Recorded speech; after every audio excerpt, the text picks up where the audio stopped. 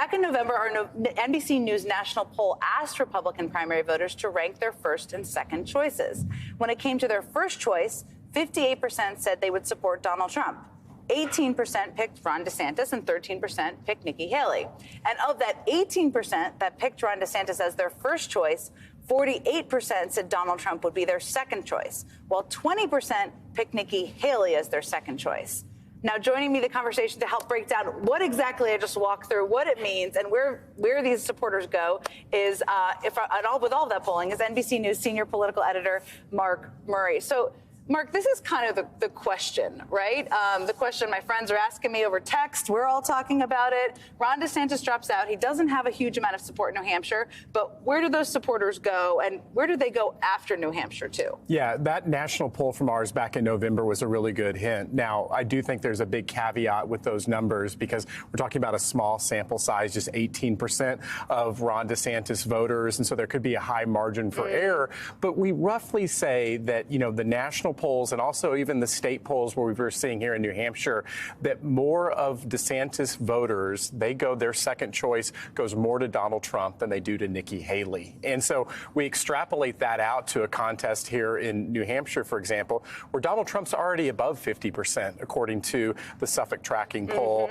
He is right at 50%, according to CNN. And so if he's getting those DeSantis voters by close to 2-to-1 margin, you would think that really helps Donald Trump. But again, we have to see how the race plays out on Tuesday and beyond to kind of do any kind of more extrapolating. But also, Jen, it's important to note that, it's not a surprise that more DeSantis voters would go to Trump than Haley because they occupy that same lane of the very conservative Republicans. And even the argument that DeSantis ends up making about Donald Trump, well, he wasn't conservative enough on abortion or he didn't get the wall done.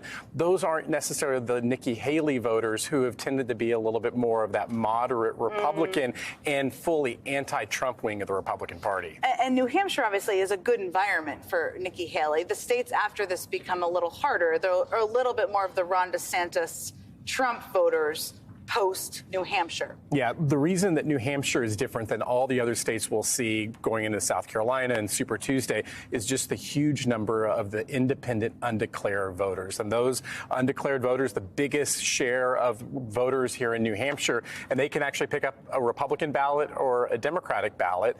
And, Nikki Haley has done well. But here's one other thing before DeSantis dropping out.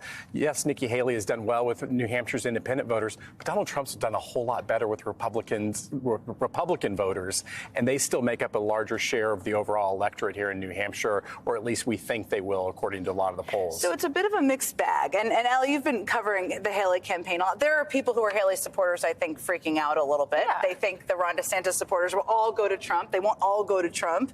Some will go to Haley, not zero. Yeah. How do they feel about this endorsement and what it means for them? I've heard both sides of this today from sources who are both freaking out in a positive way and freaking out in a negative way. I think from a numbers perspective, for all the reasons that Mark lays out, okay, Haley maybe picks up a third on a good day of these DeSantis supporters. Trump gets the rest. We're really only talking about 5 or 6%, though. It's such a small number. The margin of error point that you make is so critically important. It's one that my sources, freaking out regardless of how they are, they're both saying at the end of the day, it's just not that big a percentage of the vote here.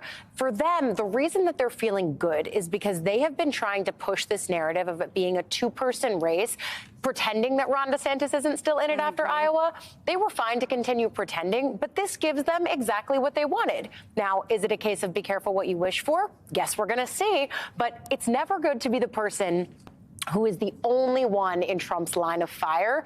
Haley, as we talked about before, benefited from the fact that that line of fire went a bunch of different places. Now there's only one place for it to go. And there is a lot of ferocity, as we all know, within Trump voters, Trump supporters, within his ranks. I mean, coming out of Iowa, they were promising that this was effectively going to be a bloodbath. Not only is it going to be a bloodbath, but after they leave New Hampshire, it's a bloodbath on her home turf. That's really tough. And Trump has left a lot of corpses in his wake. I mean, we can count the bodies, right? And that was a concern from candidates. Of candidates. And that was a concern from the DeSantis team from the start when he started coming after him so hard. There were people saying early on, hey, this is not looking so good for you. Get out now. Preserve your political future. Now that might be a concern for Nikki Haley. Yeah, you're young. Okay.